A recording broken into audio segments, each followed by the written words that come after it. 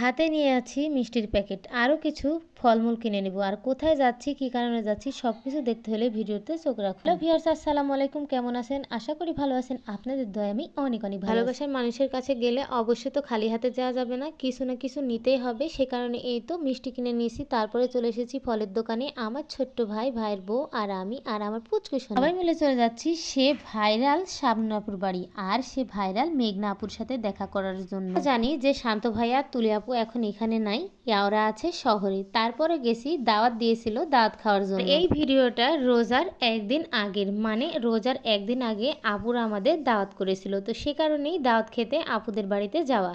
তারপরে ফাইনালি শাবনূর আপুর বাড়িতে পৌঁছে গেলাম। শাবনূর আপু অনেক রকম নাস্তা দিয়েছিল, সেগুলো খাওয়া দাওয়া করে আপু বললো যে চলো তোমাদের শান্ত ভাইয়া এবং তুলি আপুর বাড়িতে ঘুরিয়ে নিয়ে আসি, মানে সে ভাইরাল শান্ত ভাইয়া এবং তুলি আপু। আপনাদের দেখাই শান্ত ভাইয়া কিভাবে একটা বড় রান্নাঘর করে দিয়েছে তুলি আপুকে। সেই রান্নাঘরটা দেখুন তুলি আপু কিভাবে সাজিয়ে গুছিয়ে রাখছে। তুলি আপু অনেক সাজানো গোছানো একজন মানুষ। শান্ত ভাইয়া তুলি আপুকে অনেক মিস করছি। তারপরে চলে গেছি মেঘনার সাথে একটু আড্ডা দিতে, গল্প করতে। মেঘনার সাথে গল্প করলাম, আড্ডা দিলাম, অনেক ভালো লাগে। সবাই মিলে চলে গেলাম শাবনূর আপুর বাড়িতে। অনেক রকম খাওয়া দাওয়ার আয়োজন করেছে, সেসব খাইয়ে দেয়। তারপরে আবার দেখুন মিষ্টি নিয়ে চলে আসছে, মানে শাবনূর আপু একদম আমাদের খাওয়াতে খাওয়াতে শেষ করে ফেলছে।